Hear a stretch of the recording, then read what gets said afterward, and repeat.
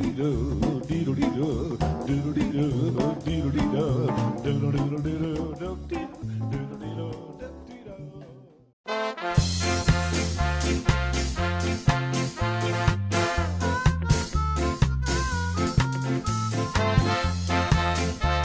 qué bueno esto, ¿eh?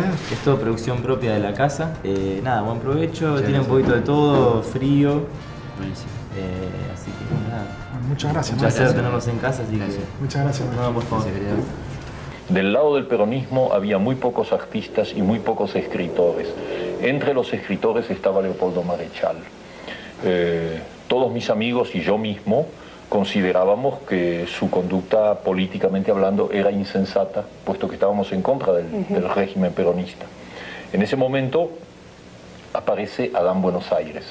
Y entre tanto yo había leído ese libro y me había deslumbrado. Y entonces escribí ese artículo sobre Adán Buenos Aires y Francisco Ayala lo publicó en Realidad. Y se produjo un pequeño escándalo en Buenos Aires. Durante 15 días yo recibí amenazas e insultos telefónicos, por ejemplo, anónimos, de gente que me insultaba por todos lados porque consideraba que yo me estaba pasando al peronismo en ese momento. Si todo lo reducíamos a factores políticos y ignorábamos las calidades literarias por una cuestión de fanatismo político, pues creo que estábamos todos perdidos. Qué sabio, ¿eh? Qué sabio. Qué jugador, ¿no? Qué maravilla.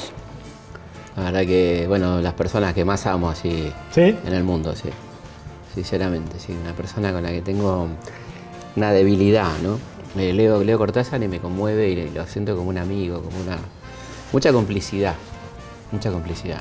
Y vuelvo permanentemente a la lectura, así como Borges, a Cortázar, ¿no? Tener siempre a mano un librito de él y volver a leerlo, tanta sabiduría y tanta mirada de pensamiento lateral, ¿no? De lo que el otro no ve o no quiere ver, y que él siempre te lo señalaba. Sí. Si uno no sabe a dónde acaba la voluntad de la cual hablabas vos recién, de hacer un ejercicio intelectual distinto, digamos, de vencer la pereza, de probar otros caminos, aunque lo otro te haya salido bien, o las condiciones de genio, ¿no? De genio, uno no sabe dónde termina una cosa y empieza la otra. La sorpresa final de un cuento, de esa cuestión inesperada que aparece, que tiene tanto que ver con la vida, ¿no? Con lo inesperado, con lo azaroso. A él le gustaba mucho lo esotérico, un tipo que jugaba mucho con lo esotérico, ¿no? Con la astrología, con la magia, que está muy presente. A la vez de ser un tipo muy marxista y muy estructuralista, tenía todo ese costado mágico. Sí, él dice que el boom latinoamericano responde a la alineación de los astros, por ejemplo. Por ejemplo, ¿no? Sí, es un tipo muy de la astrología y muy de la magia, muy de esas cosas, ¿no? Que está muy presente en sus libros, sin duda. Para mí una guía, un referente absoluto, sin duda. ¿Crees que lo determina el lugar? Bueno, lo determina el lugar Argentina, primero lo determina, su antiperonismo, que es muy entendible, en este caso es entendible porque era una persona que estaba dentro del ámbito intelectual y en la intelectualidad, como decíamos, había sido muy maltratada.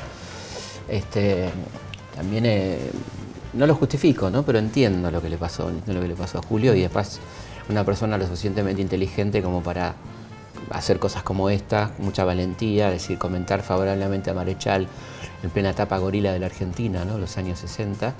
Y como él bien dice, si vamos a juzgar a toda la gente por lo que piensa, no se puede leer, a muy poca gente puedes leer, ¿no? Los de tu barrio, qué sé yo, los que son como vos. Y me parece que en ese sentido hizo un acto de justicia, porque Marechal fue una de las personas peor tratadas por la crítica literaria y uno de los más geniales. Yo creo que son los tres, el podio, digamos, tiene que estar Cortázar, Borges y Marechal. Marechal es un escritor superlativo, ¿no? Una obra como Adán Buenos Aires, no sé si tiene mucho parangón, me parece que hay que ir a Rayuela, ¿no? Y que tiene mucho que ver, evidentemente, cierta inspiración, que como bien dice Julio, ¿no? En ese libro de muchos libros que es Adán Buenos Aires, ¿no? Qué fenómeno también el de Cortázar de generarte el entusiasmo de escucharlo hablar durante 2 horas y media o 3, como con Soler, por ejemplo, ¿no? Sí, claro, pasa que es un tipo, claro, que te encanta en el sentido del encantamiento, ¿no? Sí, su palabra tan bien dicha, tan cuidada, tan bien puesta. Las ideas, ¿no? Esto de los cronopios, cuando cuenta cómo descubrió los cronopios estando en un teatro. Esas entrevistas que fueron mucho más vistas luego, ahora, que cuando las hizo... Y claro, porque acá estaba prohibido, acá no se podía pasar. Eso fue en el año 76, 77. Acá estaba, imagínate, Cortázar, estaba totalmente prohibido. Entonces, eso se vio mucho después, efectivamente. Sí, todas, y gracias a Encuentro. La colección Gracias a Encuentro, es cierto. ¿No? ¿Te gusta a vos el género de la entrevista? ¿Lo hiciste mucho? Mucho. ¿Qué fue de tu vida y en otras? Disfruto mucho, como te debe pasar a vos. Disfruto la entrevista como un momento de relax, donde tengo muy claro que el entrevistado es el protagonista. No me hago ningún esfuerzo por ser la vedette ni estrella, ni mirá qué piola lo que le pregunté, o esas cosas que arruinan toda entrevista, como te debe pasar, y lo tenés muy claro. Entonces es un momento de disfrute, ¿no? Es decir, conocer a otra persona, conocerla. Ya sabés, por supuesto, porque sos buen profesional y te preparás para saber quién es el tipo que tenés adelante, pero después fluye algo que siempre te sorprende, si la entrevista está bien hecha, ¿no? Siempre hay algo que no preveías, y ahí creo que es una buena entrevista. Si no, es un refrito de otras entrevistas. Si el entrevistado repite exactamente lo que dijo en otra, hay culpa del entrevistador en eso, ¿no? Creo que, y eso tiene que ver con la onda que le pongas a la entrevista.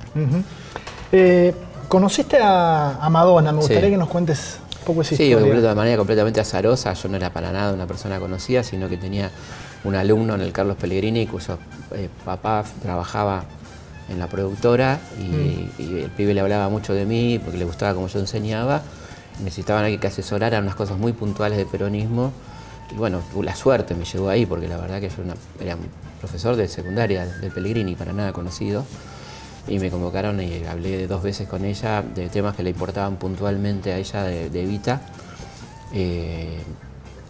No me digas, ¿se interesaba? Sí, ¿Se metía en el papel? ¿O ella estaba muy enamorada de Evita, muy enamorada. Y estaba un poco enojada con ciertas cosas que tenía que hacer en la película, que no le gustaban, que le hacían quedar mal a Evita, ¿no? Ella terminó muy cercana a Evita, muchas cosas, entendió, no gracias a mí para nada, sino que ella venía leyendo y yo le aporté un par de cosas de libros que podía leer, orientarla en esa línea, para darle la indulgencia necesaria a un personaje tan atacado como Evita, ¿no? Quizá el personaje más atacado de la historia argentina, lo cual habla muy bien de ella, ¿no? O sea, si te atacan tantos turros, es que hiciste algo muy grande, ¿no? Seguramente, ¿no? Porque hay gente que se ha desvivido por atacar a Evita, ¿no? Entonces ahí habla muy bien de ella, ¿no? De una mujer que yo admiro profundamente, con la que tengo críticas, como podrá leer en mi libro, pero creo que es la mujer de la historia argentina, sin ninguna duda, ¿no? La mujer que instala, para decirlo rápidamente, la mujer que instala el concepto de infancia. Hasta Evita los chicos no existían en Argentina. El niño como sujeto de derecho, no como propiedad de los padres, sino como sujeto de derecho. El chico tiene derechos, los derechos de la infancia, ¿no? La infancia que se puede dar, que como decía ella, que tengan lujo en los asilos, que haya lujo, que tengan los mejores juguetes, que tengan paredes de mármol, porque se lo merecen, porque son pibes, están viviendo una situación tremenda, han perdido a su familia, ¿no? Entonces, el Estado tiene que recomponer de alguna manera eso.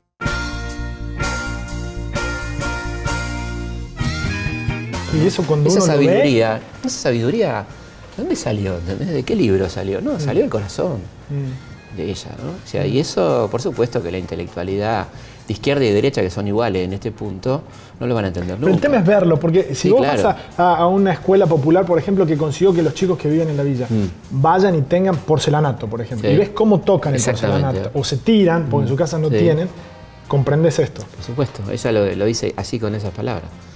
Quiero que lo conozcan, quiero que quieran tenerlo, quiero que tengan una sana ambición de superarse, de salir de ese lugar. Ella cuando hacían los barrios que no eran regalados, eso es mentira, se le cobraba a la gente pagaba por su casa, porque ahí estaba la dignidad, no el regalo, pagar por tu casa, ¿no? Iba a las villas y hasta que no se quemaba la última casilla no se iba, porque ella decía, esta gente cree que no se merece aquello y va a volver a esto, hay que quemarlo todo. Y me contaba su querida secretaria, ¿no? La señora Lagomarcino, que ella la acompañaba y hasta las 3 de la madrugada, a veces en pleno invierno, viendo quemar la última casilla. Ella decía, señora, no hace falta, se quede alguien. No, yo me quedo acá.